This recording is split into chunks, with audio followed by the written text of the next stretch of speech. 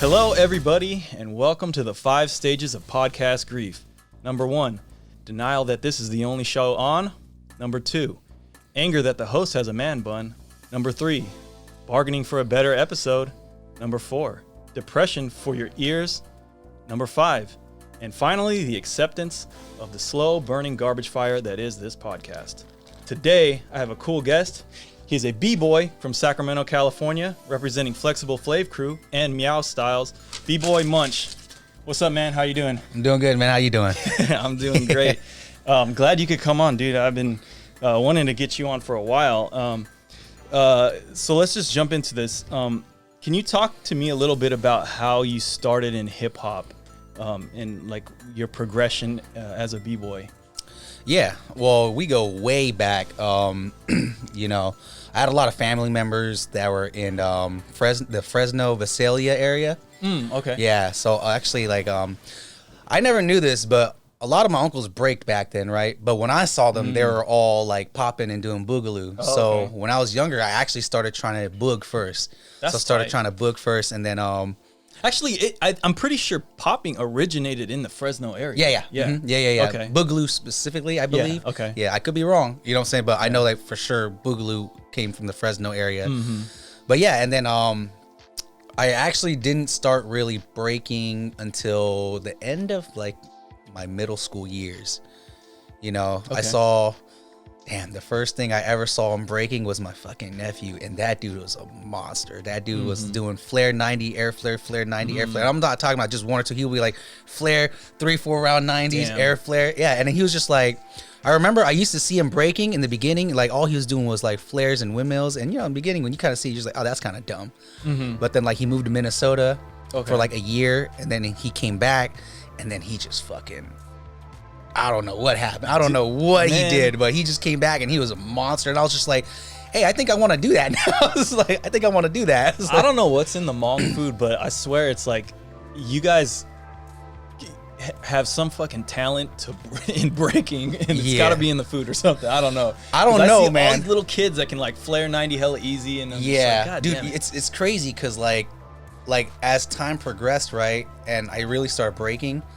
Like when my uncles, they found out I braked, my uncle was like, dude, he was like, when he found out I started breaking, that was like probably a year in, he was like heavy dude, you know, he had kids, gained hella weight. And he's like, yeah, man, I used to break. I was like, man, uncle, you didn't break. He's like, man, watch this. And I swear to God, on carpet, he Flare just started 90 flare. he started doing hella flare, windmill flares. So I was just Okay. like, but then like, he's like, yeah, I haven't braked in like 10 years. And this is a big dude. And Yeah, he's doing yeah. flare, windmill flares. Like it's That's crazy. nothing. And I'm just like, wait, hold up, what the hell? And he's just like, yeah, man. He's like, remember we used to teach you how to pop? Yeah, we used to all break. And then like, I found out it was my uncles and all his friends. They're all racers too, you know? So, Okay.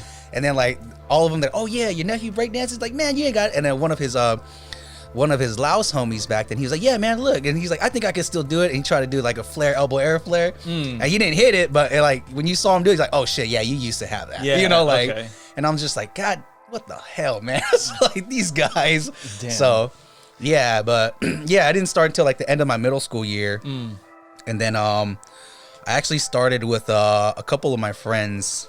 One of my friends, Chu, his name is Dose. He's actually Uno from Airstep's little brother. yeah. Okay. His stepbrother, I believe. Okay. You know, and then I started breaking with him, and one of my best friends in middle school, his name was Junior. You know, yeah, and you know, when we started breaking, shoot, I mean, it was just basic stuff. My buddy was doing jackhammers, and then Chu was just kind of doing like windmills and flares. And then here comes my damn nephew with the freaking flare 90 air flares and stuff like that. He's like, God, How old was he at that time? He was like only a year older than me.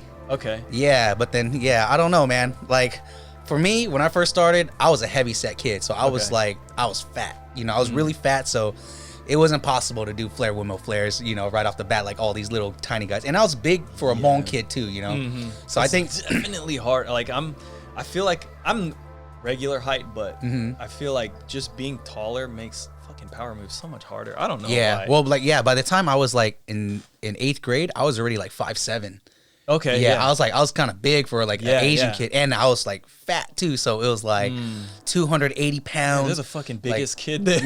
Yeah, oh yeah. Everybody used to not think I was Hmong. Everybody's like, oh, that dude's Samoan. Like that dude's like something else. And I was like, no, I'm Hmong. They're like, no, fuck no, you're not. Because all the Hmong kids were like only up to my shoulders.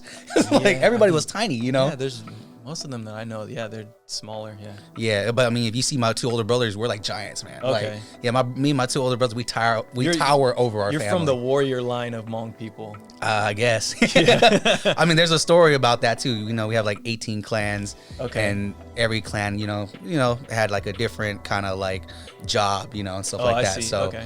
And I guess, you know, yeah, my dad, I mean, that's what my dad told me a long time ago. He's like, yeah, you know, we're from the warrior clan. I'm like, all right. I mean, maybe that's why I'm big as hell, but all right. I was just joking, but that's tight. Yeah. I mean, so I guess I kind of kept that mentality. I'm like, yeah, I'm a warrior. I'm a big dude. That's tight. Like, that's actually tight. Yeah. But yeah, I started in middle school, and then I actually linked up with Marcus and Sam, and this was before they were in Underground Flow. They were also rhythm rockers, you know. And then I do remember. Yeah, my brother used to teach them. I think at whatever school that was. Yeah, Johnson. Yeah, but I didn't meet them. It's funny how I met them. I met them through a video game online. Oh, really? Yeah, we used to play a game called Conquer online, right? Conquer, okay. Yeah, but then like the reason why I met them was because my older brother like started breaking like a couple months after I did, and my cousin they were already breaking, so they're all breaking at Johnson, you know, and then like they're all playing this video game. So when I played this video game, and like I met all of them, Marcus, all of them online, and then it's like, oh yeah, you know, we practice at school, like just come over. So I went to Wilsey Wood.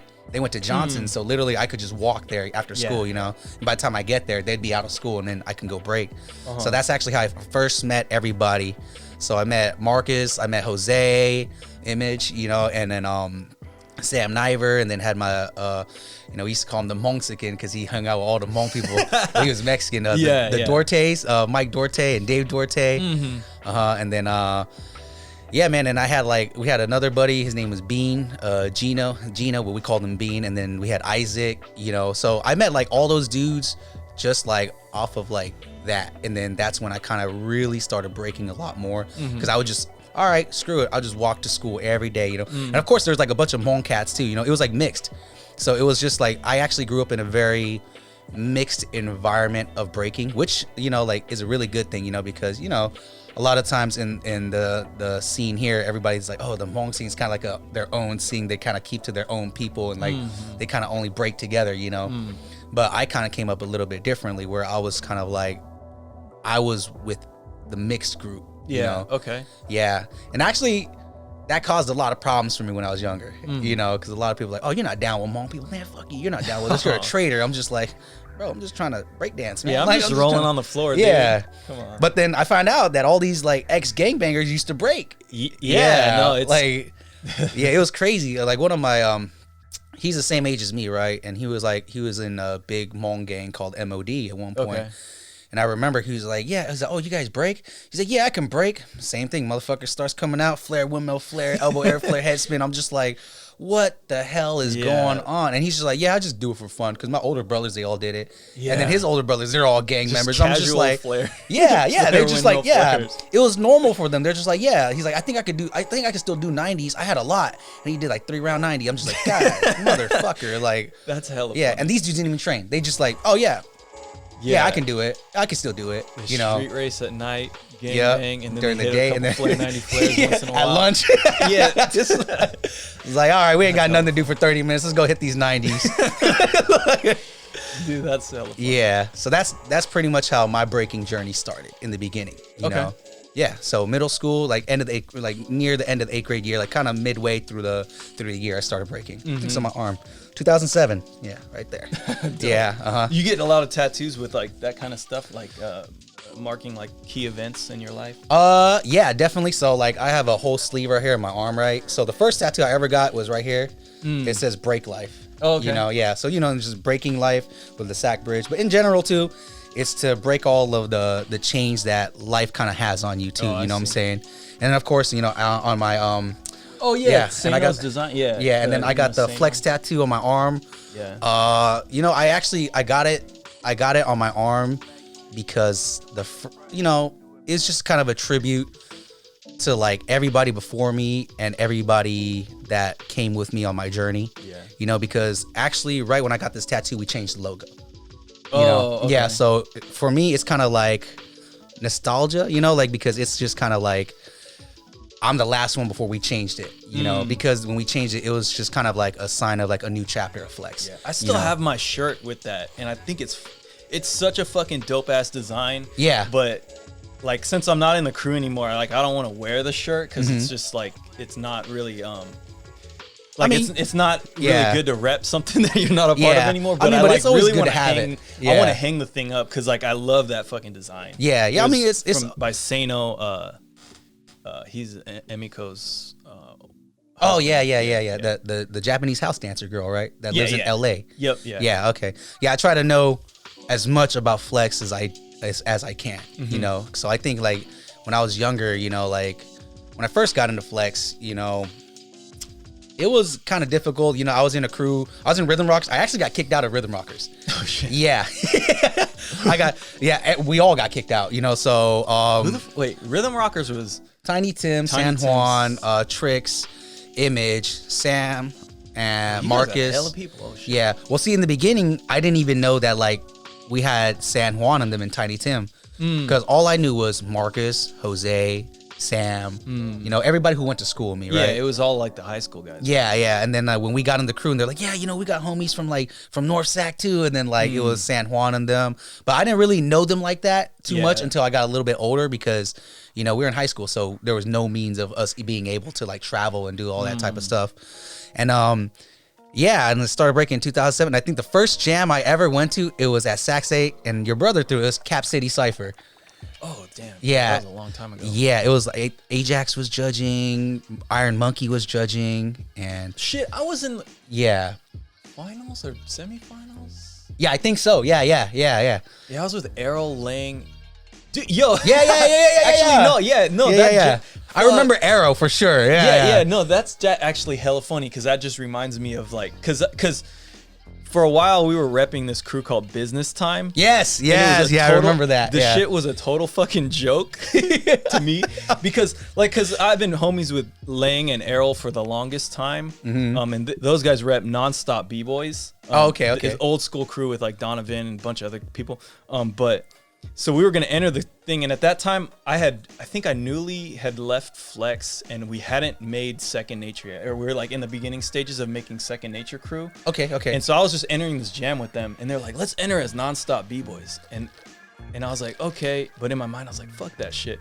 And so when I walked up to sign up, I just thought of the funniest thing.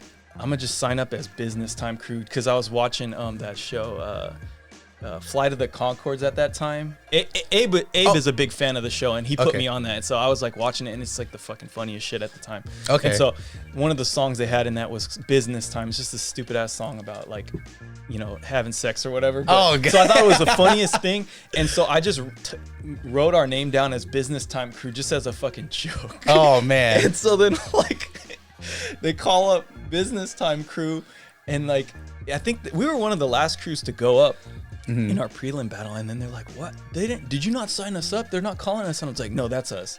And they were these guys were hella mad at me. And then we did really good at the jam. We got to like semifinals or something, and they're like, this name is like fucking blessed or something. So we just kind of rolled with it. Yeah, I remember you guys were entering like that for a while. Yeah, the shit was just a complete joke to me. Oh like, shit. And so, but it ended up turning into something kind of cool. But okay, yeah, because that dude, that jam is what sparked my first beef ever, and that was with Unleashed. That was with Tom. Oh, okay. Yeah, because we ended up battling Unleashed in the freaking in the beginning, in the qualifiers, right? Yeah.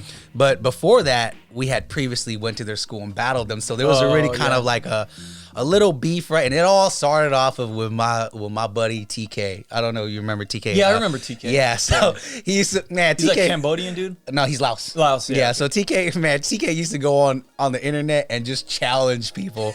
And so we ended up going to Burbank to battle for TK to battle somebody from Unleashed. I forgot who he was. I think he was like battling like Rice or something. And then when we showed up, right, it just turned into a crew battle. Like, it's just like, all right, fuck it. Well, you guys are all here, and Tom, they're there, and they're like, you know, we're all here. Like, fuck it. No, fuck you guys. You know, it's like, so it just ended up turning into a big ass. I didn't battle with them though, because at that time, I was like, I'm gonna go battle this other dude that I used to go to middle school with, right? And his name was Meng. Okay. And, you know, and I was like, all right, I'm going to battle Meng, so you guys can do the crew battle. I'm going to save my rounds with this guy, you know? Shit. Okay. So we're okay. And I remember Filthy was there, Mation was there, and Image was there. And they were just like on the sideline kind of watching, like, yeah, like just like cheering it on. And then like just a bunch of high schoolers like beefing it and shit, talking hellish shit. You know, like Tom, man, I remember I hated Tom because Tom was the biggest shit talker. That's funny. Yeah, every time you did something like, you quash, man. Like, I was just You like, quash. yeah. I was like, who the hell is this dude? I was like, man, fuck that guy, you know? So, and then it sparked it off even more when we went to Cap City Cypher because I ended up battling them and we're just like, it's these motherfuckers. Yeah, our team was like, we were just like, it's these motherfuckers? Like, fuck. Like, that's hella funny. all right. So we ended up like I don't think both of our crews didn't qualify. Okay. You know, but that sparked like that official beef where it's like, I'm getting that motherfucker right there. Like, I'm gonna fuck him up. You know, it's like, so it sparked a long ass beef of just like, I mean, I don't think it was like a negative beef. It was just more like a competitive beef. Yeah, because Tom was good. Yeah, you know, Tom was good as a kid. You know. Yo, I mean, seriously, the first time I met him, he was like, fuck, like 12 or something, and Yeah. he hit flare, air flare, flare, and I was, or some shit like that, and I was like, holy shit, this kid is 12 and he just did that, because I knew his brother Era. Yeah. And Ricky was the man back then. Yeah. And so like I seen him, and then he introduced me to his younger brother, and I was like, oh shit, does he break too? And then he hits flare, like flare 90 or something, flare air flare. I think it's flare air flare flare. And I was like, what in the goddamn hell? Yeah. Like, this kid's about to be crazy. Yeah. And then, you know, and he was skinny back then. Yeah. And so like, yeah, I never let him get away with that. I swear his body is magical. He gets fatter and better. I don't know how that. Well, is I think possible. like he's super flexible naturally. Yeah. You know, and then like, I mean, right now though, he's gotten a lot bigger, right? But you know, we've had a lot of like talks where I'm like, hey, dude, like, do you just want to go on as this fat dude that gets props, or do you want to actually like get in shape and like, you know, and he's like, no, I really want to get in shape. I don't really like it. So, you know, like I actually been forcing him to work out with me. Okay. Yeah. So I'd be forcing him. I'm like, no, get up. We got to go to the gym. We got to go work out. And so he lives right down the street from me. So I was like, I know you home. You can't escape, you know? Yeah. So I'll show up. I'm like, what's up? Surprise, motherfucker. It's like, we're going to go work out. He's got such raw talent. I mean, yeah. He's so good. And it's crazy how those brothers work, man. Yeah. Because I mean, you everybody experienced Ricky. Like when Ricky was teaching, they're like, "How do you do that? You just do it." I was just like, yeah, what?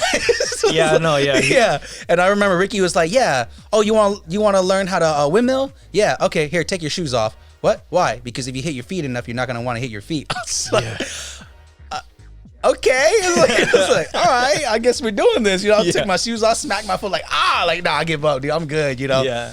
But yeah, man, like those guys, like mad talented, bro. Like, and Ricky, man, I'm glad that Ricky's finally getting kind of like the props he deserves. You know, people are kind of talking about him now. Yeah. I wish it was a little bit earlier, you know, because I remember like Ricky, like really like there's a point where like everybody was hating on Ricky just because all you do is power moves.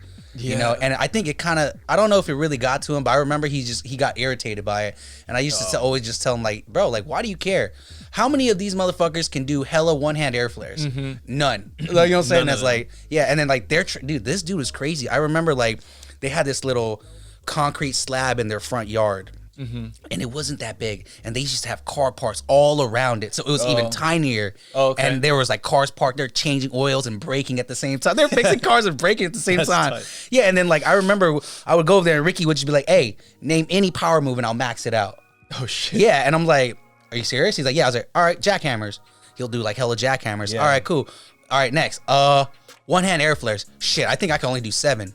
You make that sound like it's like easy. Like he's like, yeah, I think I can only do 7, but I'm gonna try to go past that. Yeah. And then he's like, all right, cool. And then he was just like, yeah, just name anything, I'll do it. I'll max it out. Air flare. All right, max out. All right, elbow air flare. You know, you would just try to make it harder. And then I remember when he got into his 90 phase, and we were in he was hitting hella 90s. Yeah, no, man, I don't have the footage, but I've seen him hit like 12 90s in my garage. Oh shit. Yeah, and it was like.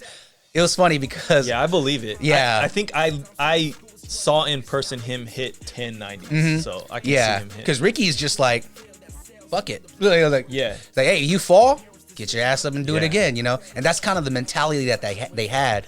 Oh, like, oh, this hurts? Well, shoot. you better learn how to windmill the other way if you can't stab. I was like, all right, well, you better learn how to windmill without your hands. Then it's like, so their mentality was more like, it was like a raw rug, like, you just got to do it, man. Yeah. Like, and you're going to learn trial and error, you know? So I think that's how they work, you know? And when I really like started training with Ricky and Tom, I mean, even like recently, right, I started training with LX and Tom a lot, right? And I was just like, okay, you know, we come from different mentalities of breaking.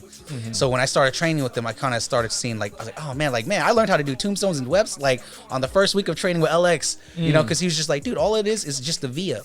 What? Yeah, you do sit-ups, right? You know what a V-up is? Yeah, look, just do this.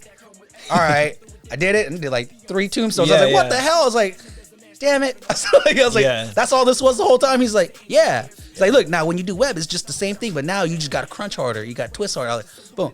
Oh, crap. I was like, all right, cool, you know.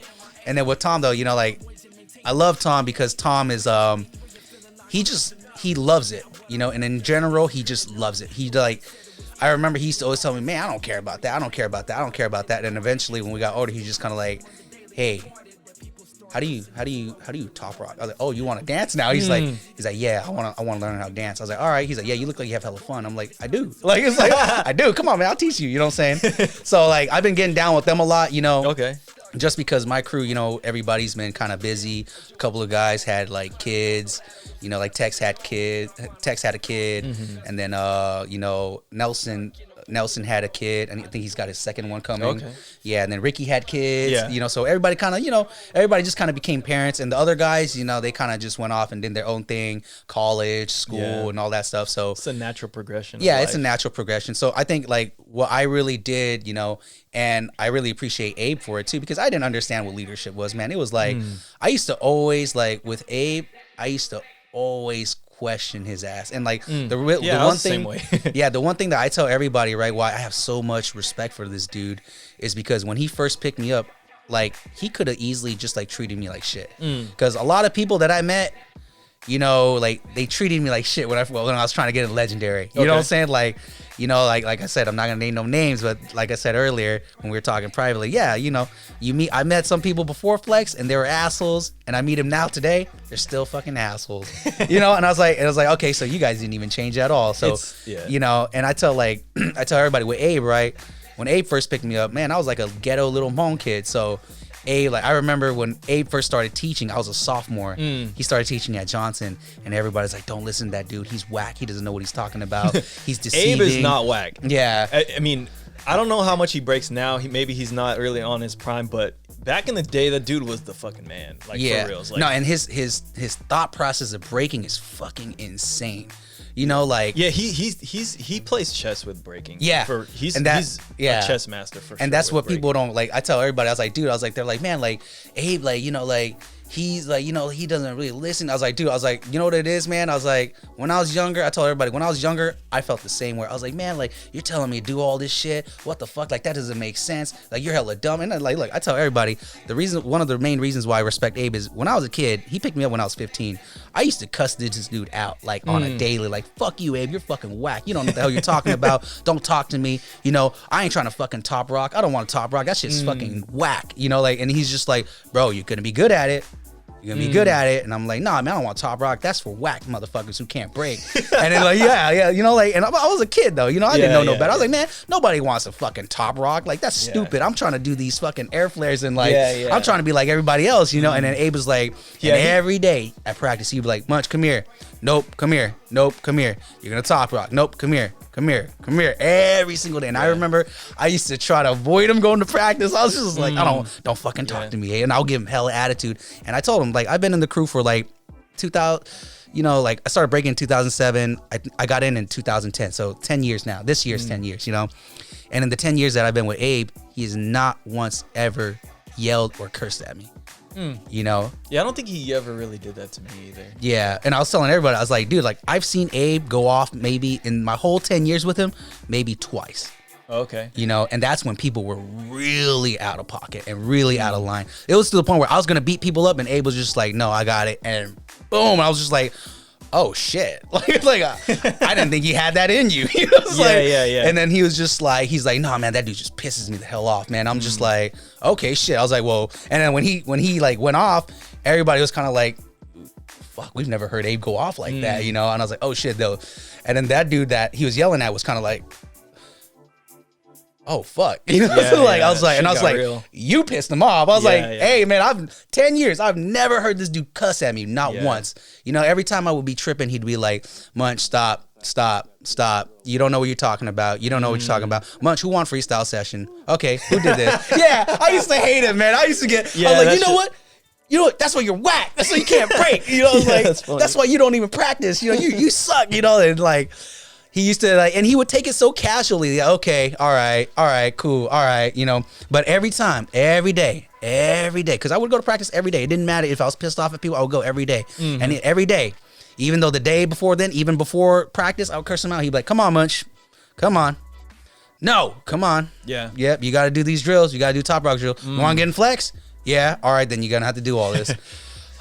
All right, you know, and then like, I hated listening to Abe, right? And then I remember he disappeared because he went to Europe, right? He went to Europe for like a couple years. And so I was left with Future.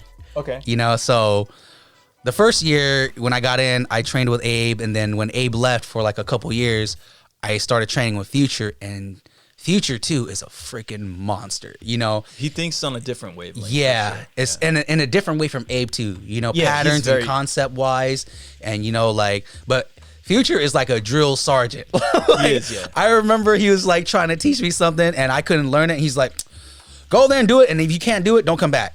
Like, I was just like, shit, you know. I was like, all right, so I would go and I'll bust my ass, and I'll come back. Nah, that doesn't look good. You're still doing it wrong. You know, like you got to do it like this. Okay, and then like he'll like, and I learned a lot, you know. So like I tell everybody, you know, like Future and Abe's really cultivated me throughout breaking, right? And the thing that I love about them the most is that they allowed me to kind of take my own journey.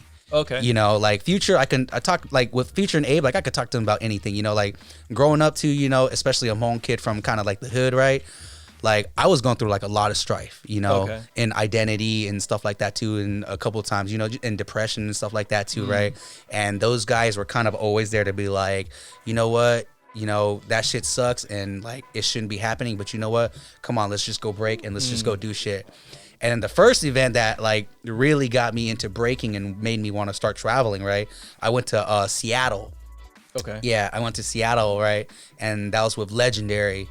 You know, and then that really opened my eyes, you know, because I was like, oh shit, we can really do something about this, you know? Okay. And then he was just like, and then I remember Abe pulled me to, he's like, yeah, this is the first step, you know, because I didn't want to travel. I was too afraid because I was always like, man, I'm not good enough, man. I don't know, man. I don't even win jams and sack. Like, why am I going to go out there? It's a waste of time. I'm going to waste money. I'm going to waste time. There's no point in me going out there. What's the point, you know? Yeah. And he's just like, you just need to go and afterwards you'll see. Yeah. All right. So I went. And then, you know, I was like, oh shit. And that's like, and then when I went to, that's when the new recruits from Europe came. Okay. So we had Rufy and we had Eddie. Yeah. And these two dudes were monsters too, you know. And then when they went, Eddie entered with Future. They ended up losing in the semifinals in the finals, I believe. Yeah, I think it's the finals. And then like when I came back, I was like, you know what? Fuck it. You know, like, I gotta just try, you know? So that's when I really started investing. Like I went to, after that one trip, I went to Seattle every year for the next 5 years. You know what I'm saying? That same event every year for the next 5 years, you know? And then eventually got to that. And eventually I was like, hey, you want to go to New York? All right. Hey, you want to go to Utah? Yeah. Okay. Yeah. Hey, you want to go to Just for Laughs? You want to go to Montreal? Yeah. Okay. You know? And then like, I remember I went to, and every time I went to the Bay, right, I got no hate for the Bay, but every time I went to the Bay, the moment they found out you were flex, it was it was on and popping. The word flex is kind of like it's like the word Voldemort or something. Yeah, like, people get weird about it. So well, that's what I told everybody too. And one thing that like really like changed my mentality, because you know when I was younger, right, I was never really like, I think for personality wise, I've always wanted to get along with everybody. Right. Okay. So before I got in Flex, I was in Rhythm Rockers and I was in Basic Squad. And then when Basic Squad broke up, you know, like that's what Tom asked me to get in Unleashed. And I turned him down the first time because Chew from my crew had left Basic Squad to get into Unleashed. Oh, I see. And so I was like, nah, fuck that. I'm trying to beat you guys. You know, I was like, and I still got something against you, Tom. We still going down. Like, we're homies, but I got to take you out, you know? Oh, okay. And then my best friend, TK, also got into Unleashed. Yeah. And so I was kind of like, well, I don't want to take the same route as them, you know. And that's actually when I officially got into Legendary. I talked to Larry, you know, and then and I give a lot of props to like Kobe too, because Kobe, man, like Kobe used to show up. Yeah, Kobe used to show up to Johnson every single day just to practice with me. And then we would walk to his house and practice at his house. And then that's when Sam and Larry would show up, and then we would practice there, you know. And props to Sam too. You know, I know Sam's a little bit, you know, hard-headed, but I see he really taught me the meaning of being down for your friends. You know, like he's like, you know what? People have their flaws, but you'll know who's really your friend or not. Okay. And at first I didn't really understand it. You know, I didn't like, I was like, no, man, I'm cool with hella people, you know? And then the minute I got into Legendary and people found out, nobody was my friend anymore. Yeah. And it really, like, that's what really, like, made me like, wait, what the fuck? I thought we were all homies. You know, I thought we were cool. You know, oh, you're in Flex. I even got threatened. Like, it's like, oh, you're in Flex? Oh, you better watch your back. I'm just like, what? Like, what the hell? I thought we were friends. We've been friends for like 4 years. Like, I don't know. And it's like, nah, man, you're down with Flex. Fuck that. And I'm just like, oh, okay. And then I think that's when I really like got aggressive, because I was just like, oh, so all you guys weren't really my homies. Like, oh, fuck all you guys then, you know? And then, you know, you go through your strife, and then long story short, like Flex ended up, you know, breaking up again after, because I got in right before Morris, they were out, you know? And then after that, you know, we had the new generation of Flex, and then we had, you know, a lot of the Legendary guys move up to Flex just to fill those spots. And then when we had our second fallout, right, we were already kind of beefing it. You know, like I said, it's a big crew, egos, people, and stuff like that, right? And, you know, everybody has their own journey. Everybody has their own mentality. Everybody has their own goals. And then when the crew broke up again, right, I was just like, I remember when one of the guys was leaving, and he told me, he's like, you know, like, I don't want things to change. And I remember specifically telling him, it's not going to change unless you let it change. You know, I was like, and you've already done that. You know, I was like, you already telling me that I'm talking to you in a certain way because I think I'm better than you. But and I was just like, but we're friends. Like, aren't we supposed to be helping each other grow? If something looks whack, I want you to tell me. You know, it's like, don't let me go in here and do some whack shit. Like, don't let me do that. You know, bad shit is if somebody's like letting you walk around doing some whack shit. Like, and then one thing that Abe's always told me, he's like, look, there's no wrong way or no right way of breaking. But there is whack. I was just like, okay, I see what you're saying. But yeah, and then like, so when that second fallout happened, that's when I really kind of closed up, where I was just like, that's when you guys really saw me, and that was like aggressive much. I didn't talk to nobody. I was like, oh, you used to be in Flex? Oh, fuck you. You probably think like them too then. You know, oh, you used to be Flex, man? Fuck you. You probably think like them too. You know, and I remember I used to see like everybody who used to be in Flex, you know, and I'll just be like, man, they all think the same. You know, like, man, fuck all those guys. I don't want to talk to none of them. You know, fuck that. Like, get off my nuts. You know, like, Did you think that about me? Kind of, but actually, at the end of the day, right, I still had that personality where I really wanted to get along with everybody. I really truly did. You know, in my heart, I really did. But like, you know, I felt like betrayed, you know? So like by a lot of my friends, that people I thought were my friends just because I was in a crew. So like that kind of like held like a shadow over me for a lot of years, where I was just kind of like, nah, I can't trust them. They want something. Nah, I can't trust this dude. They want something. And actually, like, see, and that's what I always try to explain to everybody. Abe actually was the one who was like, dude, you can't think like that. You can't do that. You can't do that. Like, yeah, we have history, but, you know, even with like Morris and all that stuff, right? And, you know, all the negative stuff that happened between all the older guys in the past, Abe's always told me, that's not your problem.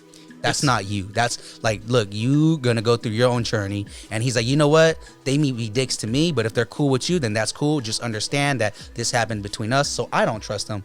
But that's not you. That's me. You know, and I'm like, okay, but you're my teacher and I respect you. So no matter what, I'm down with you. I don't care. You know, like it's fight or flight at this point, you know? So I think the tribalness of like the breaking scene is maybe reminiscent of like gang culture a little bit. Oh yeah, and, definitely. And I think that so many times we get like, some kind of like internal drama or something, and then everybody just needs to have some opinion about it and pick sides and stuff. And, you know, and I feel like I definitely did that when I was younger, and I've tried to make a good habit of not doing that anymore. Because I don't think it's helpful to me. I don't think it's helpful to anybody. And I know that at the end of the day, all it is just prejudging someone else. Yep. That I might not even know. And so, it's just not a healthy mindset in my opinion. Yeah. And so like I had to really like get myself out of that, and all the animosity I ever had towards anybody, I just had to like kind of let that go. Yeah. Forgive and forget. I mean, and it's hard. It's hard. It's difficult. I mean, and I would say like when I was in Flex, when I left Flex, like I felt, because a lot of people were then like, oh no, I don't fuck with you anymore because you left, and I would try to explain what my reasons, because it made perfect sense why I left in my mind, but to other people, they were like, no, you betrayed us because you're leaving. This is like our family, and you just left the family. And for a long time, it's like some primal shit, man. For a long time, I didn't understand that. I was like, these guys are just being fucking assholes to me. And then I realized, like, no, they legitimately feel like I let them down. And it's because of, I think, that tribalness of all of it. Like, we're all just trying to create divides between each other, but when really it doesn't need to be like that. And so once I left, I kind of went through a big like, I guess, a soul searching event a little bit to try to figure out why that's happening and like fix it, because I don't want it to happen anymore. And so it came down to really like, it doesn't matter what someone thinks about me. I need to portray what I want it to look like. And so I've tried for a long time to just not have that, what actually really helped me get over that was when I officially started teaching and having students. Oh yeah, because like I remember, man, when I had my first group of kids, right? Shout out to my boy Sai, because he's the reason why I got my first class. Okay. Right. And Sai was teaching at Wilsey Wood, and then he just hit me up. He's like, hey dude, I'm leaving the Jabberwockies. I made it. I was like, hell yeah. Me and Sai were really close. Yeah. And then I remember he's like, but I don't break, and I'm teaching these kids, and all they do is break. And I've been teaching them for a year how to break. And he's like, dude, all I know is how to 6-step and Russian kick. That's it. So, and I was like, yeah, your 6-step's not that good. And he was like, yeah, he's funny. Like, but before I leave, I want to give my students to somebody I trust, So okay. He introduced me to his class, right? And that's when I actually met the new generation of Flex. And all those guys are still in Flex too, to this day, And I remember when I first started teaching them, right, I was so full of animosity, anger, right? But I was like, all right, I don't want my students to have to go through the bullshit that I went through, right? So the first year, my kids, all I did was fucking drill the Flex style of training. You're just gonna fucking drill. I don't give a shit if you like it or not. You want to get good? Yeah, then you better do these fucking 6 steps, Yeah. So I drilled my kids for a really long time, right? And then when I was like, okay, and I had criteria for them, like I was like, all right, who's this guy? Okay, you need to study this, go look at that, and honestly, I always hated watching footage. Of yourself or of in just general? anyone? Okay. Yeah. Because in the beginning, I never wanted to do it. Abe was like, you know who Ken Swift is? No. Like, Rocksteady? No. You need to learn all this. Like, why? Yeah. Like, and it's like, because if you love breaking the way you say you love breaking, then you need to know. Okay, so I started researching and stuff like that, but I always told Abe, I hate it. Why? I don't want to sit here and listen and watch all this stuff. I just want to break, I just want to break. But eventually, I kept doing it. He kept forcing me to do it. Like, he would come hang out with me and fucking make me watch videos. Yeah. And then like, all right. And then at the end of the day, and this is one thing that I loved about Abe, he would make me watch battles and be like, so who do you think won? And I'm like, oh, I think they won. Why? And then because blah, blah, blah. And then like Abe, like he used to like, I remember, man, like when Abe was struggling also, he used to go to McDonald's for Wi-Fi just so that he can make connections and talk to people overseas and stuff like that, right? And he used to force me to go and sit and listen to him do all that stuff. And in the beginning, I'm like, why am I doing this? I'm just sitting here. Like, and he's like, just listen. See how I talk to people. See how you're gonna work. He's like, and then he's always told me in the beginning. He's like, Munch, one thing about you that you don't even realize. He's like, you're gonna be really great for the future because you know how to talk to people. You like people, and you're not like me. I was like, what do you mean? He's like, you want to get along with everybody. He's like, I'm an asshole. I'll be like, fuck these guys. You know what I'm saying? Yeah, And he's like, but you'll try to work with people. And he's like, and he told me, I've always seen that. That's a very self-reflective thing of him. Yeah. Yeah, and I'm just like, okay. You know, and you know, when you're younger, you don't understand. I was like 16, 17. I'm like, man, I'm not trying to sit here for 2 hours and listen to you talk to people from Japan and Europe and all this stuff. But then, like, as I got older, I realized, like, I was like, oh shit, I really appreciate you for that, because I learned, even though I subconsciously learned, even though I didn't want to. You know, and then when we started doing like events and stuff like that, everything kind of was like, oh, okay, oh, I know what to do. Okay, I know what to do. And then like I'm like, they're like, damn, like, and everybody's like, damn, how do you know how to do all this stuff? I was like, well, actually, when I think back about it, you know, it's like, this dude taught me all this stuff when I didn't want to do it, you know, and he like forced me to do it when I didn't want to, because he's always telling me, dude, no, trust me, I know you're gonna be good at this. I know you can do this, you know. Yeah, it's super important to have a mentor, in my opinion. I mean, because, well, to have a mentor and then to be a mentor, because that perspective, you know, you don't know how much you annoy your mentor until you got students. Like, well, yeah, and also I think what's so good about teaching and being a mentor is like when you say, okay, do this, and they go, why? And then you go, why? And it makes you really break down in your mind why they need to do it. Yeah. And it's maybe has just been an instinct or just something you've kind of like just always assumed. And so it makes you really reflect back on yourself and go, well, this is why you got to do it. And it makes it, I don't know, it helps me really like break down exactly why this needs to happen, and it gives me a better understanding of it, a better perspective of it. And sometimes even you go like, why? Oh, that's kind of stupid. And then you go, well, the point of it is to do this, and there's maybe a better way to do it actually. And so and it also makes you realize how much you suck at some shit. For sure. For sure. I remember I was teaching one of my students. I was like, yeah, man, you got to do a reverse helicopter. How do you do it? Like this. And I was like, scratched hella bad. I was like, what the hell? I was like, oh no. I was just like, oh no. And my kids just looked at me like, and I see the face and they're like, what the hell? What the hell? And I was just like, and even me, I was like, yeah, what the hell? I was like, oh, hell no. You know, so literally that whole month, I just drilled reverse helicopters. I was like, nah, man, no, I'm going to get that. I was like, I'm never going to look that shitty ever again. I was like, oh, man. That's happened to me a few times too. Yeah, but then, you know, the mentorship stuff, man, like, I'm really thankful that I had Future and Abe, you know, through a lot of the strife that I went through, right? Because they know a lot of personal stuff that a lot of people don't know, you know, like, even, you know, like when, you know, so when Abe, they picked me up, my family, like my parents first divorced, right? Okay. And so that really, I mean, when I was younger, I didn't realize how much it scarred me as a kid. Oh. But it really like kind of like threw an effect to where I was just like, man, fuck everything. I don't care, you know? And so, and remember, I was like a little ghetto kid. My older brother was a gangbanger. Yeah. And, you know, like I'm the type of guy where like I always got something to prove.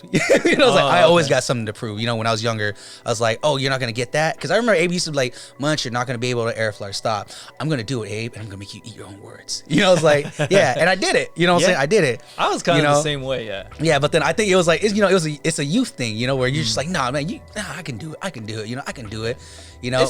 I think it's honestly good to have that. Yeah, because even with my kids, right, I tease them, and they think I'm really hating, but in the back of my head, I was like, I'm gonna see if you really want it. I'm gonna tell you can do it, and let's see what you do with that, you know.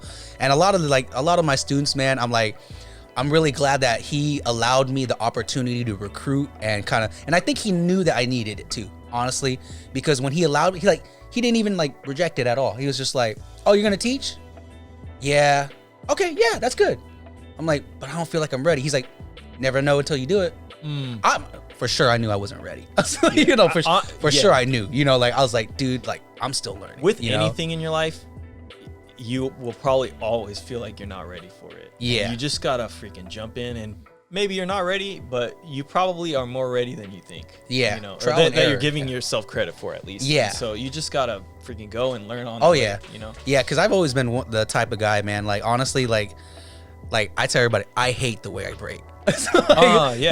Even though like I know that my skill set is good on certain things and I'm terrible at other stuff, right? I'm such a hard ass critic on myself, because I'll be like, good. Like I'm like, man, I don't like how that looks. You know, like, dude, I'm the same way, honestly. Yeah, because like, you know, a lot of people will say, oh yeah, you're good at this, and I'm like, yeah, but the picture I have in my mind doesn't match what I'm doing. And maybe that looks cool to you, but in my mind, I'm like, yeah, but it doesn't look like that. Yeah. And so, Yep. Yeah, and I think being a critic to yourself is a good thing, though. Yeah. You just definitely. I guess you gotta not let it be a hindrance to yourself. Because, Yes. Because you can beat yourself up all day, and then at the end, if you're not taking the steps to just go for it, Yep. then it's being a hindrance, you know. Yeah. Like because one of the hardest things to do is take the first step of something, and so if you're just hitting yourself over the head all day long, going like, yeah, you suck at this, you're never gonna get better, you know, it doesn't look like the way you want. Yeah, you go down a rabbit hole. Yeah. Yeah, and then you don't do it. You just let your stupid part of your brain like defeat you. Yeah. You gotta just say, no, fuck you. I'm gonna do that, and I'm gonna make it look better than that. Yep. And use that to really like motivate yourself. Yeah, and that's something that's I think, and I tell all my students too, it's very important because especially with kids, they struggle with that. Oh, this doesn't look the way I want. It doesn't look good. I'm like, dude, trust the process. You know, like, because that's what Abe's always told me. Trust the process. I know you don't believe in it now, but just trust the process. You know, and I remember when I won my first Top Rock event. You know, it was in the Bay. It was Wacko, they threw it. You know, he was throwing a lot of. I think he's still doing it. Yeah. I did a couple of his rocking battles, right? And I remember when I won that Top Rock battle, right? When I went to go do it, you know, even in my head, I was like, fuck, I'm pretty trash and I'm probably not gonna win. You know, that was the mentality that I had. But I was like, but you know what? I'm gonna go and I'm just gonna believe in everything that Abe's told me. Because Abe told me straight up before I was gonna go, oh, you're gonna win. Yeah, he told me straight. He's like, dope. Yeah, he's like, you're gonna win. I was like, yeah, he had faith in you. You know, I was like, I don't know, you know. And then when I went and I ended up winning, I was just like, what the hell? Like, you know, I was like, all right. And then like Abe would just tell me, he's like, yeah, see, he's like, I told you. You know, I was like, well, maybe it's good because my mentor has faith in me, even though because like you said, you know, you're right. Like, you never think you're ready because you're just like, no, like, because you watch everybody and then you're like, fuck, see, they're good at that. And you start looking at what everybody else does right. And then like one thing that Abe's helped teach me, right? And one thing that I look, you know, when I'm doing competitions and stuff like that, Abe will tell me like, yeah, don't look at what people are doing right. Look at what they're doing wrong. And I was like, huh. And he's like, yeah, watch. You'll get way more confident that way. I was like, all right. You know, so I would go to battles. I never thought about that. Yeah, but that's so, and that's how like, that's everybody tells me when I judge and stuff like that, right? They're like, you have like this resting bitch face. I was like, it's not even that. It's that I'm looking at everything you're doing from what you're doing right and what you're doing wrong. So when I compete, I was like, yeah, you know why I don't get intimidated? They're like, why? I was like, because I look at people, I'm like, yeah, you're good at power moves, but you know what you fucking suck at? It's like, you know, that's funny. Yeah, so I tell everybody that's how you kind of like, I kind of built the confidence to block off like any negative doubts that I had in my head because I'm like, oh, fuck, this dude's going off, you know, like, because you're going to battle people where they're like, I battle Keebs in LA and I was like, fuck, we're battling fucking Keebs and Luigi and fucking all these dudes. I'm like, oh, fuck, man. Like, all right. I was like, okay, just remember, what are they doing? And they may not even necessarily be whack at it, but I might think it's not good, you know? So I was like, all right, look for everything he's doing wrong. So every time, like when I'm battling people, I'll look, I'm like, all right, what's he doing wrong? But then I started realizing too, I was like, oh shit, that makes this game a lot easier. Because now I'll attack you at what you're not good at. Yeah. Instead of trying to compete with you in what you're good at. Yeah. You know? That's a very martial artist, I think, perspective. Yeah. It's like you're picking apart someone's flaws and then emphasizing it, And so that's what I've always kind of taught my students. And I learned that a lot from Abe too, you know. So I used to take my kids to jams before they competed, and I'll just let them watch a bunch of battles in SAC, right? We go to jams, and I'm like, so who do you guys think won? You know, and they'll be like, oh, I think this dude won. And it's crazy because when you let kids like depict who they think won, it's crazy because sometimes they'll be like, yeah, I don't think the person who won really won. I thought it was them. Well, why'd you think that? You know, like I try to pick at my students' brains also. Well, why do you think that? Why do you think that they won? Well, you know, I didn't really like their foundation. I didn't really like how they set up their moves and stuff like that. I was like, all right, cool. And then we'll go back to practice. I was like, now, watch a clip of yourself, right? And then tell me what you think you're doing wrong. Yeah, exactly. And then it makes them like, oh shit. You know, the way I'm looking at other people, I have to look at myself that very same way, you know? And then my students started to grow. And I think like what really mellowed me out with breaking is like, when you see the progress and the growth of your students, right? It's like a feeling that I tell everybody that you can't replicate. You know, when I seen like, man, like when I had like Alex and Nelson winning all the damn jams that they're competing for. Like they had a win streak for a whole year. Yeah. Every damn battle they went to an all style battle, right? And then they're like, hey, we have like 20 routines. I was just like, bet you're not gonna do a routine every round. They're like, bet. These two motherfuckers did routines. They did routines every single fucking round for the whole jam, and everybody was just like, what the fuck? They're routining again? It's like, and they just kept doing it, kept doing it. I was like, all right, if you guys routine the whole thing, man, I'll take you out to eat and whatever you want. Funny. They're like, all right, and they literally did it, a whole jam. They did a routine every single round, and I'm just like, I'm sitting there like, I'm like, God, like what the fuck did I do? I was like I created some fucking monsters. These dudes, but then like, what I loved about it was like, you know, you see, you know, like your students at their worst where they doubt themselves, and then you see the confidence build up to where they're just like, oh, I can take this dude. Yeah, I can do that. Because in the beginning they're like, I don't know. I was like, okay, hey, go in there, do this round, yep, do that, and then do a routine. Yeah, see, he messed up, go do a routine. And I started realizing what Abe did to me when we were battling too. Because, you know, everybody always, you know, I always hear this like, Abe's talking shit about us during battles because when you guys are battling, he's always back here trying to command y'all.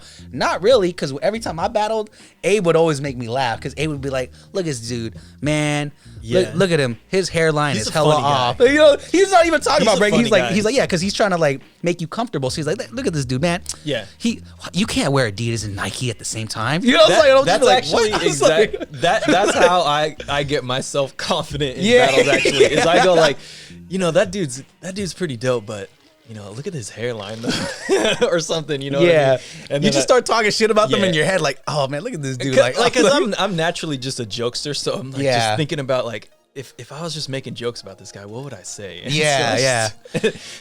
See me, I'm the same way. I just look at him, I'm like, your eyebrows are kind of crooked. Stuff like that. You know, so I tell everybody, I was like, yeah, you got buck tooth and you got the split between your two, man. I don't know. Like, dude, his teeth is kind of yellow, but dude, this dude brushing his teeth, you know, like, so like you kind of build confidence that way, you know. And I think that's good thing about shit talking, you know, too, because like I think people like they take it personal and they go to a personal level, and it should never get to that. You know what I'm saying? I think with shit talking, like I guess the way I approach it is I don't like shit talking.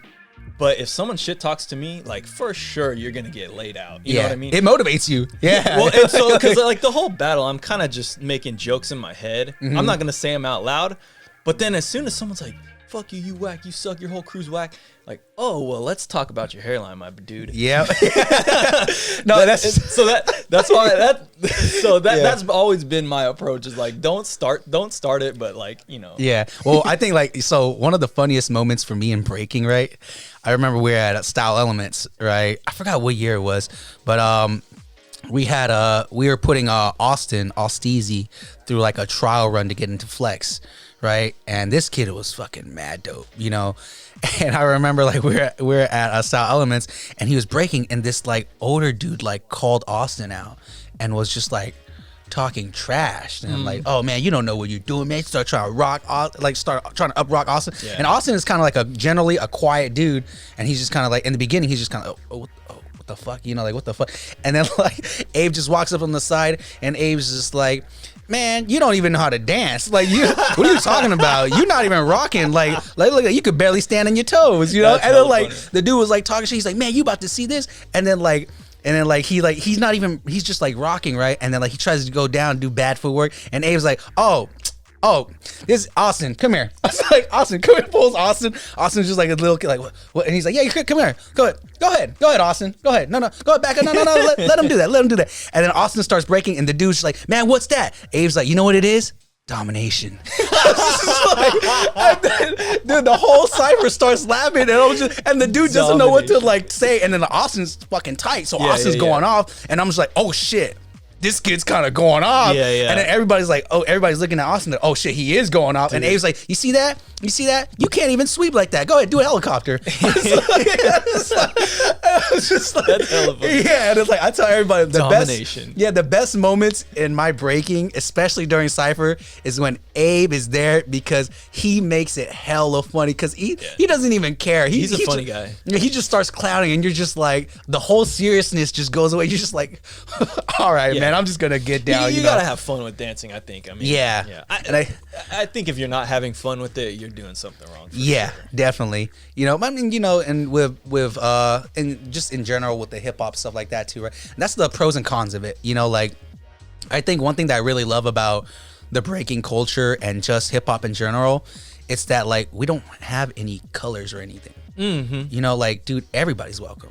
Everybody can come in. And honestly, like I tell everybody, like it's really helped me out a lot through my life, because I tell everybody whenever I was angry, whenever I was going through like a loss of family, whenever I was going through strife, stress, anger, bad breakups, stuff like that, like friendships and stuff like that, like breaking was kind of like my sanctuary, where it was just kind of like all my anger, my frustrations, like, fuck, man, my job was being an asshole. People were being dicks, like, damn, like I lost hella money, got into a car accident, blah, blah, blah, blah. Like, shit, my grandfather just passed. I remember when my grandfather passed away, and that really hit me hard, and that hit my family really hard too.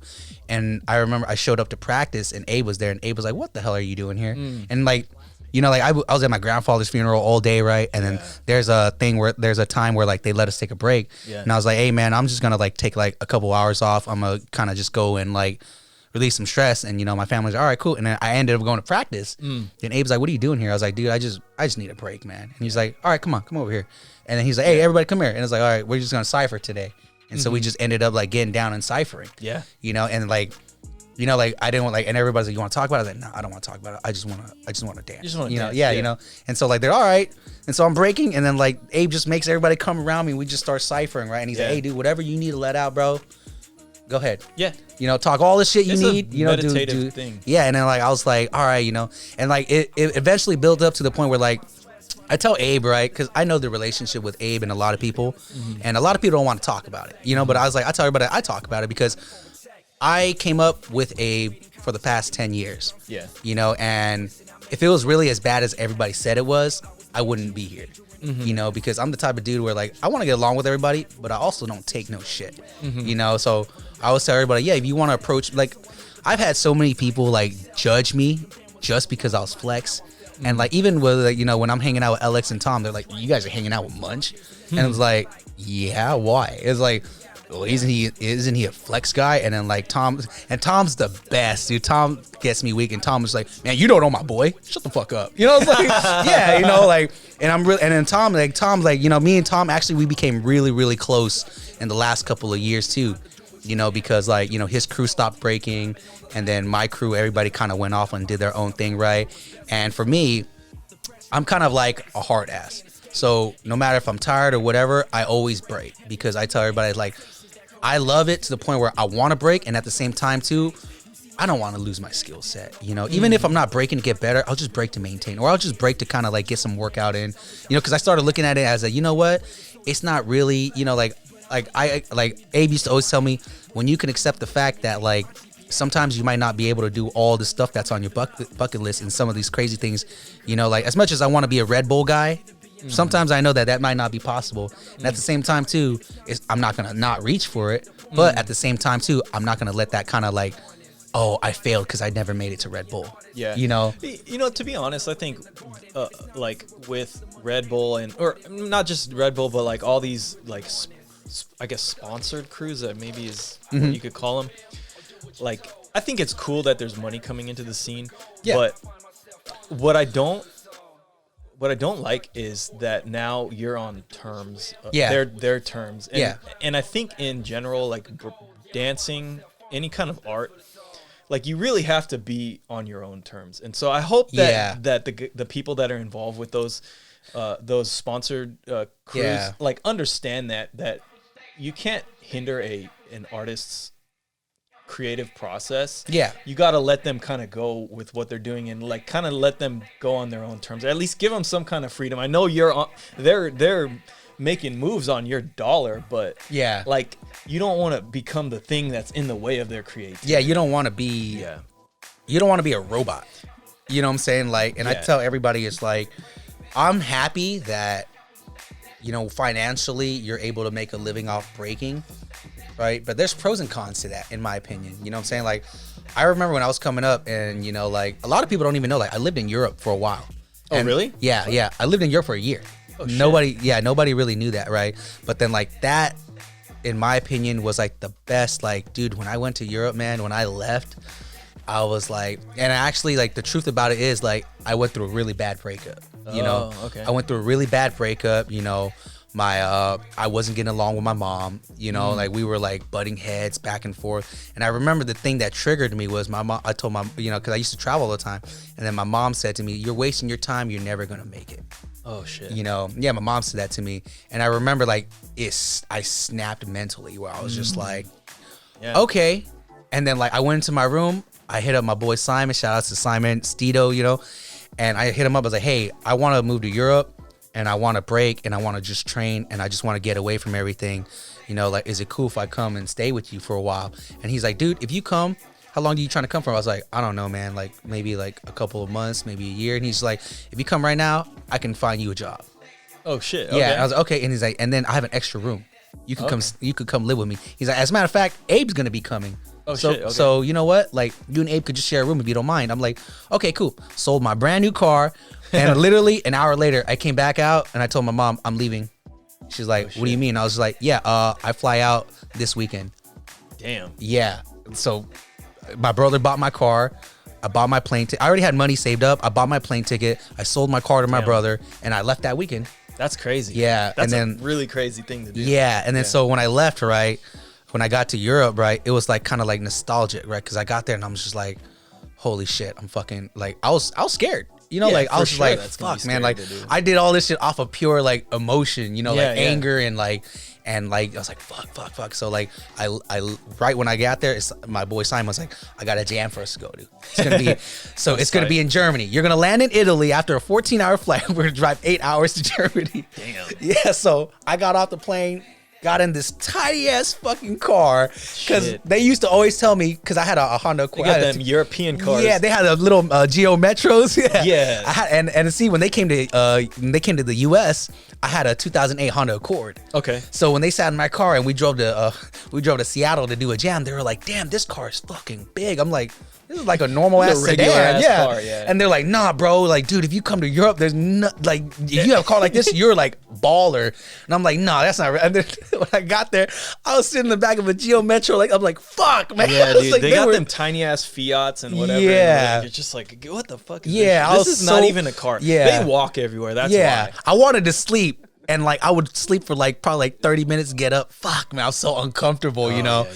And then like I remember, but then like it was cool because when we were driving through, right, one of the nostalgic moments of that too was like we were driving through Switzerland, and I woke up in the middle of us driving through the mountains. Oh, that's tight. Yeah, and I was just like, I woke up and I was like, oh, what the fuck? Yeah, I heard those mountains are really beautiful. Dude, it's beautiful. There's like we were driving, there's waterfalls, it was misty, and like, dude, I can even see it right now, you know? And it's like we saw like old castle ruins and shit, and I'm just like, you know what? And at that moment, I was like, I was like, oh shit. I fucking made it. You know, I was like, I left my country to go live in another country to do dancing and to compete and to learn and to travel, you know. And to be real with you, I was planning on staying longer. I was like, man, I'm never going back. I was like, oh, like I can only stay here for like 6 months. It's cool. I'll just hop to another country for a couple of weeks and come back, you know? Yeah. Because the flights out there were cheap. Like I bought a ticket from Italy to the UK for like $200. Okay. You know, and I was just like, I can't even go to New York with this, you know. I was like, so I was like, all right, cool, you know. And I, you know, Simon hooked me up with a job. I was getting paid really fucking good under the table. You know what I'm saying? I was literally, and my schedule, man, like I told everybody, and that actually nobody really realized though, but that's when I came back, and that's when I really fucking skyrocketed into my breaking. Okay. You know, because literally all day it was just like, oh, I didn't teach until like 3 o'clock. So I would get up in the morning, you know, I would run. You know, and I'd work because I was like, you know what, I'm gonna change. You know, I don't give a fuck. You know, so something just clicked in my head. I was like, I'm gonna fucking change. Yeah. So I got up every day. I started focusing on my fitness. I started working out. All right, cool. From 3 to 6, I would teach. Yeah. Right. And I was getting like 40 euros an hour. You know what I'm saying? Yeah. And then like I was like, all right, cool. And the more students I had, the more money I made. Okay. You know, and like one of my class, I had like a bunch of fucking Italian kids that didn't even speak English. Oh shit. Yeah. And How do you teach that? The parents told me to talk to them in English. Oh, okay. Yeah, they're like, no. Yeah, they're like, oh, well, all you're doing is counting, right? Yeah, just count in English. I want my kids to learn that. Yeah, they know. Yeah. So I was counting, and of course I learned how to count in Italian also, you know, very similar to Spanish, you know. And then so when that happened, right, I was just like, you know, eventually I was okay, cool, you know, like, oh shit, everything's working out. I landed the first day, went to Germany, won a 3-on-3 with Simon. That's sick. You know, I was like, dope. And dude, I was dying, no sleep. I told Simon the final, I was like, Simon, I can't feel my legs. I was like, I need some water. So I went to go buy water, and I didn't know that they drink a lot of carbonated water. Yeah. I didn't know that. So I accidentally bought a carbonated water. I remember Abe was with me. I opened it and I was like, what the hell? And I drank it. It was carbonated water. I was like, fuck. And then like, what? I was so thirsty, and this is carbonated water, you know? And I was like, fuck. I just shook the shit out of the bottle, and I just started, I was like, it tastes like fart water, but fuck it, you know? I was like, I'm trying to win this goddamn jam, you know? So we ended up winning the jam, right? And right when we won the jam, I was like, I'm going to sleep. I'm not waking up for the next 3 days, bro. Like fuck that. And so that was actually like one of the best like memories that I remember, you know, for my breaking, right? And so long story short, Italy, all I do is train. So from 6, when I was done, I would go back to, so Simon worked at a studio, and practically we lived there. Yeah. But I'm talking about they had showers. I slept on the couch there. The studio had like 3 big rooms, right? That you could break, and they had one room where there's like taekwondo or martial arts, so the floor was nice so we can practice power moves. And then they had workout equipment. So like I took full advantage of everything that was around me, right? So all day I was breaking. So from 6 to fucking 11 I was breaking, you know. And I was telling everybody, like, and then I was like, wait, there's hip hop dance classes here? Yeah. Oh, I want to do hip hop dance classes too then. Fuck it, I might as well, right? So that's why when I came back, like, I started kind of hip hop dancing a little bit. You know, I started locking a little bit more. I used to pop as a kid, so like I just kind of like got more in tune with my dance styles and stuff like that. And that's why, like, when I come back, everybody's like, damn, you could kind of do everything. I was like, yeah, I wouldn't say that I'm a locker or any other all hip hop dancer and stuff like that, but I really love dance in general. So I kind of like doubt. And honestly, that really helps with your breaking. Like, people don't realize that. I take it and I try to utilize it in a breaking format, though. That's what a lot of people mess up. They take it and they try to house and breaking. I'm like, no. Take the moves and the steps and try to utilize it in a breaking format. I think what's important about learning different styles is, like, you learn a different perspective of movement and of music, like, too. Yeah, music. You know, because a lot of times there's just different music, and it's not to the same pattern that you're used to breaking to. So you got to learn how to dance to that. And if you've never experienced that, like, I feel like you're not actually a dancer. You know what I mean? You really got to understand how to break down music and do that. You know, like me and Mike in my crew, we Second Nature, we started out with more poppers than breakers. I remember that, I mean, because we were just a show crew. Like, when we left Flex, we kept getting all these shows and stuff. I used to always see you guys at Step 1. Yeah, and we were practicing. And that's when Gavin was a little baby. Yeah, when he was. Yeah, he was like only up to your knees. He was. I think Vince started teaching him at 3 years old. And Gavin is a monster now. He's with Jabberwockies now. Yep. But yeah, so we had more poppers than breakers, and because we just wanted to make shows, and so we were just. You guys had that Korean dude that locks too. Yeah, Moon. There you go. He was fucking raw. He's raw. Yeah. I heard he's doing hella good in Vegas too now. He was with the Michael Jackson show, Michael Jackson 1. Oh, damn. And, like, so right now with COVID, like, all that shit is shut down. So he's living back in Sac now, and he just had a baby like a year ago. Oh, okay. So he's living in Sac and just taking care of the baby and kind of waiting until Vegas opens up again, and he's going to go back and do it's the show cheaper again. out here than Vegas, I think. Yeah, right? well, he doesn't have family here, but his wife has all her family. Like, do you know, well, her name's Emerin, but do you know Rudy Raynon? Yeah. That's the flipper. Yeah. His sister is Moon's wife. Oh, okay. Is Rudy still flipping and stuff like that too? Yeah, he lives out here, I think, still. Okay. He was back and forth in I remember LA he was doing all that parkour stuff before he even got popular. Yeah. I remember watching him when I was like fucking, I don't know, right when I first started getting into martial arts, I heard about tricking, and I was like, what the fuck is tricking? Yeah. Like, because they kept saying this is like some trick martial arts, and I was like, that's not martial arts. But then I was like, this shit is tight though. It's fucking crazy. It's crazy, yeah.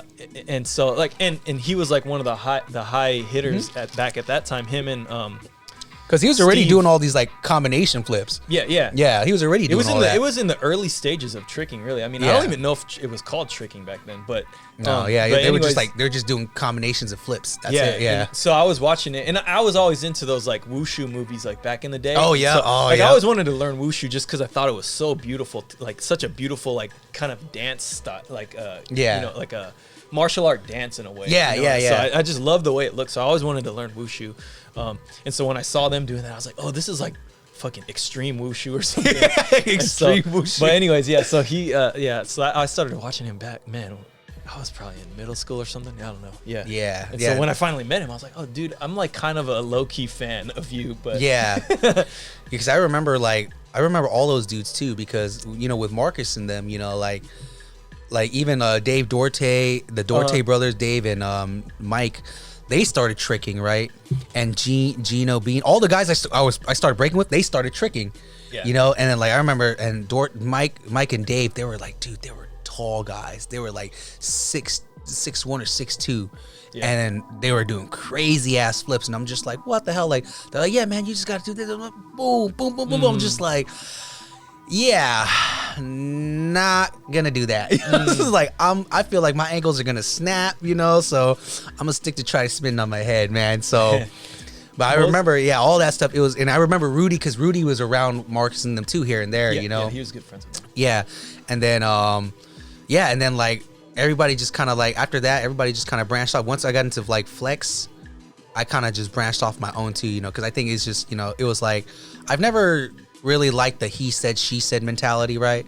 So even when there was all these beefs and people would tell me about Abe, I would always be like, well, I'm gonna find out, I'm gonna find out. And that's what really happened between like with my breaking. That's why me and Tom got really close.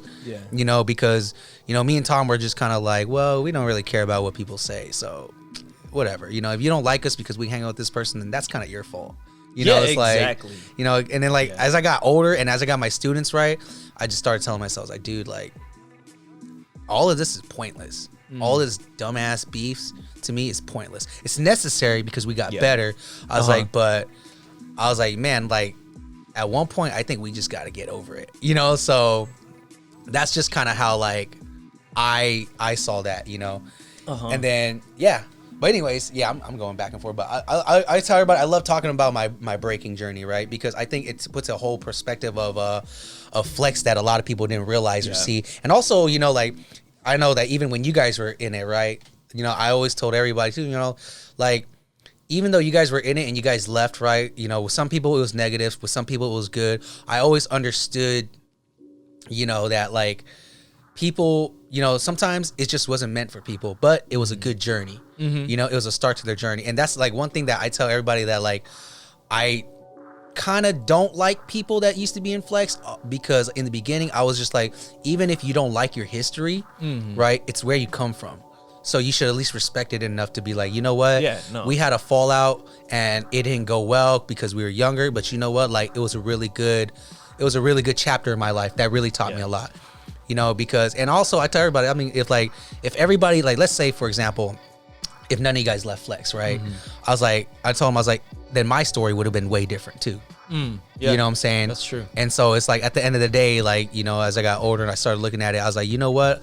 I actually should be thankful to all these guys, because they cultivated a part of flex that helped me get to where I was. Because you were battling with them when they were doing big battles already. You guys were doing routines with them.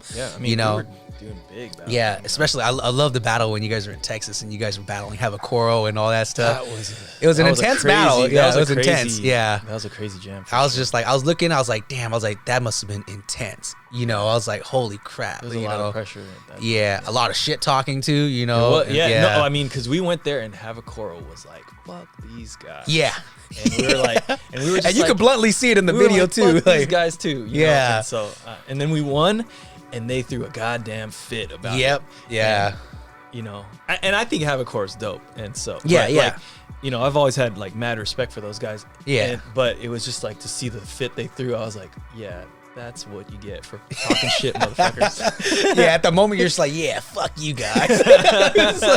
Yeah, no, and like that's why. And then we got smacked by fucking gamblers. I think in the next round. But I heard that they thought that they lost to you guys. They did. They said. Well, I mean, like in retrospect, I think we did pretty good in hindsight. Like, oh yeah, I mean, at that time they were like the fucking top. They were crew. top. Yeah, in fucking Korea, one of the top crews in Korea. I think I remember rewatching the battle, going like, "Oh, this was a lot closer than I thought it was at the time." Mm-hmm. And maybe it was because like they were doing stuff I didn't see before, and I was just like maybe shook by going like, "God damn, what the hell was that?" That's when they took over the fucking power scene. Like by a fucking long shot. And we were like nowhere close. We didn't have a team that was even close to being able to like compete with the level of power moves they were throwing at us. Yeah. And so it was kind of like, well, you know, they're kind of going off on us here, but then I realized like we're actually kind of destroying them in other aspects too. When I rewatched it, the battle, and then it all goes back to the thing where you know, Abe was telling me, he's like, yeah, don't look at what they're doing right. You're gonna get intimidated if you look at everything somebody does right. He's gonna look like a fucking god to you. You know, I was like, so what you do? You look at everything he does wrong because now he looks like a dumbass. He's like, oh, okay, yeah, you can't really full work actually. Oh yeah, you can't really dance. Like, oh okay, oh yeah, your freeze is kind of all right. That was an ugly ass pilot freeze. All right.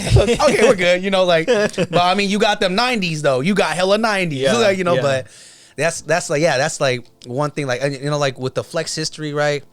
I try my best, you know, because actually, officially, like this year, you know, Abe has actually given me like the blessing to be the face of flex now. Okay. You know, I mean, like I said, even me, I was just like, man, I don't think I'm ready. And he's like, dude, he's like, you're ready, you're fine. He's like, I'm always gonna be here if you need help. You know, but I think he's more worried about here. He's like, you know what? I just want to do the business aspect. I'll stay in the background. I don't really care about getting the light. He's like, I had my time. He's like, and I think it's time for you guys to shine. He's like, you guys deserve it. And he's like, and I really want the newer generation to come up, you know, because, you know, I talked to him a lot about his opinions about like, you know, all these battles and stuff like that. And he's always telling me, he's like, man, he's like, guys like me need to learn how to step out of the scene and allow new guys to flourish. You know, and I was like, you know, I could really respect that because it takes a lot of, you know, courage and even a lot of like self-reflection to see like, dude, look, I had my time. He's like, Munch, I've won a lot of, he's like, there's only 2 battles that I haven't won, you know. And honestly, when I look at the jam, those 2 jams now, I'm just kind of like, it's not that important. You know, cause I think it was like, I think one of them was UK championships and the other one was Battle of the Year. Those are the 2 events that I think that he told me, I believe. UK champs. Yeah. They won. Yeah, no. Did they win UK champs? I think so. Yeah, because my brother was there. No, wasn't that 2005, right? That was a different jam. That was in France. I don't think that Flex has ever won UK champs. Okay. But I think that I remember specifically for sure one was Battle of the Year. Yeah. But the other one, I'm pretty sure it was UK champ. It was it was like a big event. One of the big events in the UK. Or was it R16? No, it wasn't R16. No? Okay. It wasn't. Yeah, it was a big jam in the UK. You know, and I remember he was just like, yeah, those are the only 2 jams that I never really won that I really wanted to win. He's like, but you know what? It doesn't matter anymore. You know, I was like, okay. I was like, yeah. He's like, because I had my time. He's like, dude, we won Freestyle Session. Yeah. We won Evolution. I think two years in a row. Yeah, 1 and 2. You know, and then he's like, yeah. He's like, I've done a lot of the stuff I already wanted to do. He's like, so it's very greedy of me to kind of keep wanting more. So he's like, I think his goal. He's like, my goal now is more of to let my younger guys and my crew shine and let them get what they deserve. You know. And that means a lot, you know, because when you look, I was like, because I see some of these older guys that still try to battle, right? I'm like, it's cool though. You know, I still respect that they're still battling and they're doing all that stuff too. But at the same time, I'm just kind of like, I was like, because, you know, like when you see like Red Bull and all this stuff, right? You kind of see the same people over and over and over. Yeah. You know, I'm just kind of like, well, I want to see new people. I'm like, look, I get it. You guys deserve that spot and you want to win it multiple times, but it's like, sometimes I feel like, dude, we got to let the new generation rise also. Yeah. You know, you got to let them have those opportunities, you know. I honestly think judging like maybe your success or whatever by how many wins or what jam you won is, I mean, it's dope to win, but also I personally look at the dancers that I, are really inspirational to me. Like, Rob Zilla. I don't think he's ever won any big jam, but like he's easily in my top 10 favorite b-boys of all time. Oh yeah, and the reasons why I think he's so good have nothing to do with him winning anything. It's just the way that he's always approached the dance. It boggles my mind. Yeah, and same thing with like Migas. I've always loved the way Migas he's one of my favorite b-boys, easily top 10. Same thing with Lego. I love the way they dance, and I think Legos has a lot bigger jams under his belt. But like Migas, I think he's won like Who Can Roast the Most and like a couple other jams, but like definitely not anything overseas. I don't think. I mean, he maybe went overseas like a couple times. I think maybe just to judge really, but like. I don't know. The reasons I like them and they're inspirational to me is because of the dance, the way they're dancing, not the wins under their belt. Yeah. So when I look at it like that, I go, it's not really a big deal about the wins. I mean, it certainly gives some credit to like your skill level, but it's not everything in my opinion. Definitely, because like definitely too, I tell everybody, man, you got like everybody has their own preference on how they see breaking, right? Yeah. And for me, my preference, the way I see breaking is I come from a very foundational aspect of breaking where like I love seeing when somebody has like super crisp footwork. It's just like, I'm just like, yo, yes, that's what I love. I don't even give a fuck if you're just doing 6 steps. That's a clean ass motherfucking 6 step. And people don't realize how much skill it really takes to actually have a really fucking good 6 step. Yeah. Because people forget. Because I remember, I remember one thing Abe used to do that pisses me off was like, I was doing 6 steps, and I remember Abe comes back one year and he's like, we're all doing 6 steps wrong. I'm like, how the fuck are we doing 6 steps wrong? What the hell are you talking about? He's like, we need to swing our legs like this because it's going to create this. And I'm like, what? I was like, I've been breaking for 6 years. You trying to tell me I've been doing 6 steps wrong this whole time? Man, get out of here. And he's like, no, watch, trust me, Munch, just trust me. All right, whatever. Okay, fine. Fine, we'll do it. And then I started doing it. I'm like, holy shit. I feel better when I 6 step. He's like, see? He's like, it's just that one motion. He's like, nah, we got to do this. Because, like, I think one thing, the way that I've been picking at Abe's brain is that he's always looking for a constant way to improve. Yeah. Sometimes he's everywhere, but that's because he's always constantly on the move, looking at ways to get better. I remember, like, I actually started house dancing because of Abe. Okay. Yeah, because I remember one time he came back from Europe, he's like, yo, bro, I found out a way to get your top rock hella better. Here, let's start practicing this house dancing stuff. I was just like, what the hell is house dancing? And he's just like, it's this, and he showed me a bunch of videos. He's like, yeah, this is my homie, blah, blah, blah, blah. And then, like, look, we should learn this. And then, like, I was like, okay, cool, why not? You know? So, and then, like, even with all that, right, it's like, I tell everybody, with my like, inspirations of breaking, maybe it's a little biased opinion and view, but I told him, like, out of everybody, I like the way my crew breaks the most. You gotta like that. Yeah, because I tell everybody, I was like, as much as I love all these other dudes, like, look, one dude I really love watching is Maurizio, Ken Swift, all these original guys that do footwork and stuff like that. Of course, I loved all the power moves and I love all this other stuff too, But I told him, I was like, if you really ask me my top b-boys, it's probably gonna be Abe, it's probably gonna be Future. You know what I'm saying? I was like, it's probably gonna be the guys in my crew. And they're like, why? I was like, I know it's a biased point of view, but at the same time, I was like, I jock my guys when I jock other people. That's just the reality of it. Yeah. And it's not to say that other people's not good and they don't inspire me. They do. But it's just like, I also have these 2 dudes who, in my opinion, like, no matter what people say, right, later on, like, when I'm like 40, 50, right, these dudes deserve to be known as Sacramento legends. These dudes deserve to have that title. Because, like, come on, man. Like, I tell everybody, come on. Like, as much as you want to take away from all the negative things that happened with Flex, right? You got to admit, they came up from nothing. And nobody can ever take that away. And everybody who is a part of that is a part of it. You know what I'm saying? And a lot of people from SAC are a part of it. And I think there's been this thing where nobody wants to give credit or talk about Flex, right? And that's the thing that for me, right? Now that I'm the new face, right? Because I've heard a lot of shit, man. I remember I got into an argument with one of the older b-boys before, because I'm very confrontational when I need to be, right? And I remember he was like, he was like, oh yeah, I don't got a problem with you, but I got a problem with Abe. And immediately I was like, we're gonna stop right there because that's my teacher and we're not gonna do this. I was like, you got a problem with him, you're gonna bring it up with him. It's not my issue that you have a problem with him, but what you're not gonna do is talk shit about my teacher to my face. That's what you're not gonna do. And I was like, now I can understand if you don't agree with his methods. I understand if you don't like him. I understand. I get it. He's kind of an asshole. You know what I'm saying? I was like, but I mean, we all are, But I told him, I was like, but you're not gonna hate on him in front of me. You're not gonna do that. I was like, because if you have a problem with him, you bring it up with him. You don't come to me and tell me, oh, I don't like Abe because blah, blah, blah, blah, blah. I was like, okay, cool. What's that have to do with me? I was like, because you already know what's going on. I'm going to defend my teacher.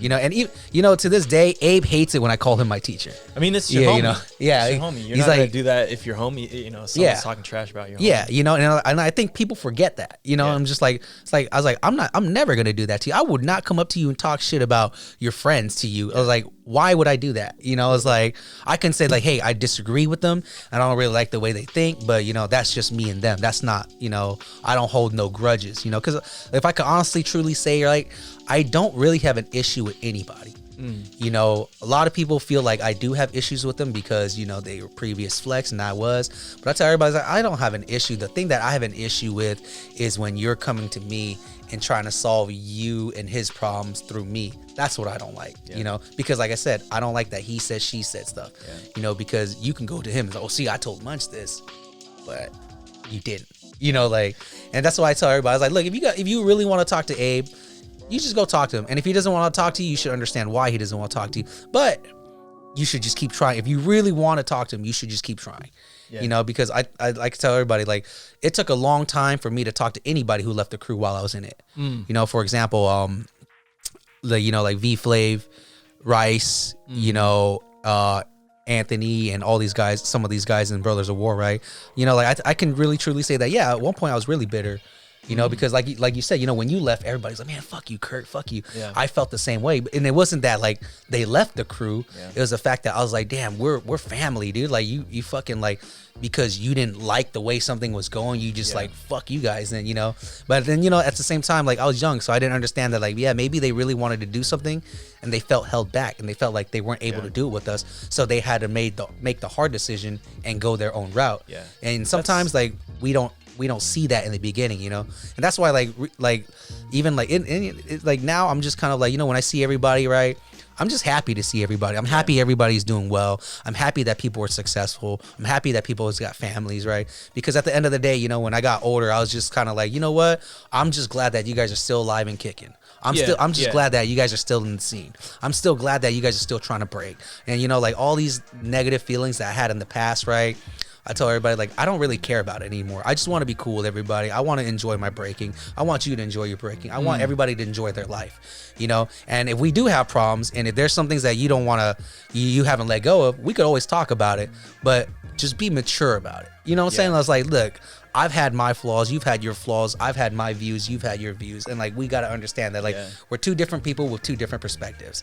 At the end of the day, we all love the same thing. Exactly. And so we all just need to, roll on the floor to music as a group. Yeah, get dirty together. Yeah, that's what it is. We're getting dirty together and like put your feelings aside, and it's just like this is a community that's a very loving community, and we all love the same thing, and we're striving for the same things. Yeah, because at the end of the day, right, when I really look at the history of SAC, dude, our fucking scene is one of the fucking greatest scenes, man. It is, for real. Yeah, it really is. I tell people, you guys don't even understand the mad amounts of fucking talent that comes out of this damn city. Yeah, not just breaking, but in general. In hip hop, dance, and music, like there's so many like big talents. A lot of people you don't even expect are from SAC. Yeah, that's the crazy part, right? And that's why I tell everybody, I was like, dude, like, and when I look at it too, man, like, there's a point where the scene went flat.